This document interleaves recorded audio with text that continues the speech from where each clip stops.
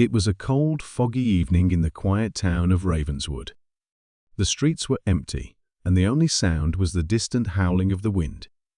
Detective Arthur Collins sat in his dimly lit office, sipping on a cup of black coffee. His desk was cluttered with case files, but his mind was elsewhere. He had just received a letter from an old friend, Winston Blake, a wealthy and eccentric man who lived in a grand mansion on the outskirts of town. The letter was short but urgent. "Arthur, I need your help.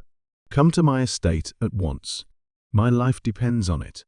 Without wasting a moment, Arthur grabbed his coat and hat and headed out into the night. The drive to Winston's mansion was eerie, with the fog making it difficult to see more than a few feet ahead. When he finally arrived, the mansion loomed before him like a shadowy giant. The gates creaked open, and Arthur made his way to the front door. Winston's butler, a tall and stern man named Graves, greeted him. "Detective Collins, Mr. Blake has been expecting you. Please, follow me." Arthur was led to the study, where Winston Blake sat in a large armchair by the fireplace. He looked pale and anxious, his hands trembling as he clutched a glass of brandy. "Arthur, thank God you're here," Winston said, his voice shaky. "I fear someone is trying to kill me." Arthur took a seat across from him. "What makes you think that, Winston?" Winston sighed deeply. "It started a week ago. I received a letter, unsigned, threatening my life. At first, I thought it was a prank, but then strange things began to happen. My food tasted odd, my dog was poisoned, and last night someone tried to break into my room. I barely managed to lock the door in time." Arthur frowned. "Do you have any enemies? Anyone who would want to harm you?" Winston hesitated. "Well, there is my family. They've always been after my fortune. You see, I recently changed my will. I've decided to leave everything to charity. My nephew, Victor, and my niece, Eliza, were furious when they found out. They've been trying to convince me to change it back, but I refused." Arthur nodded. "I see. Where are they now?" "They're both staying here in the mansion," Winston replied. "I thought it would be safer to keep them close, but now I'm not so sure."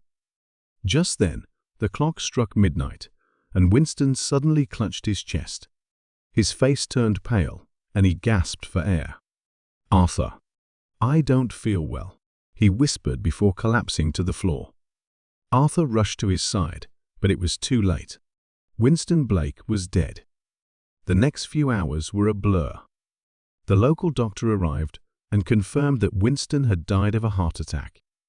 However, Arthur wasn't convinced.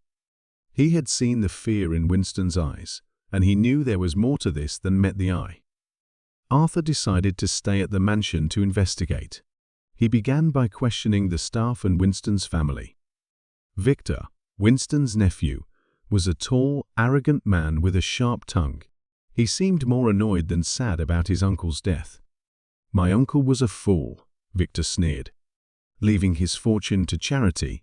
It's ridiculous. That money belongs to the family." Eliza, on the other hand, was quiet and reserved.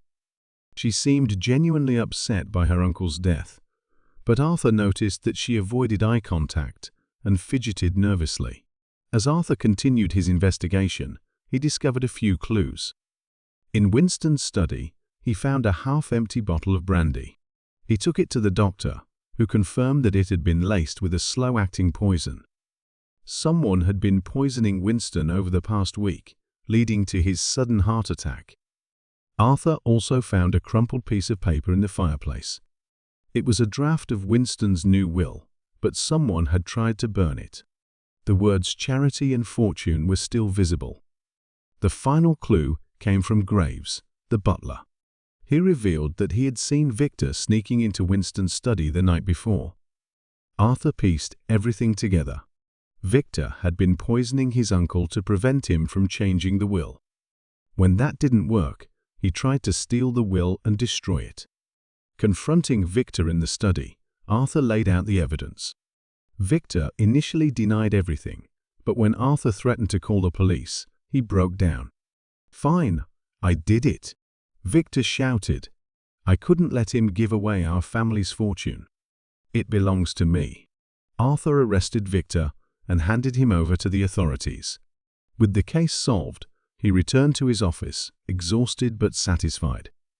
As for Winston's fortune, it was donated to charity, just as he had wished. Eliza, who had been unaware of her brother's actions, inherited a small portion of the estate. She thanked Arthur for uncovering the truth and ensuring her uncle's final wishes were honored. The last will of Winston Blake became one of Detective Arthur Collins' most famous cases, a classic tale of greed, betrayal, and justice. And though the fog over Ravenswood eventually lifted, the mystery of that fateful night would never be forgotten.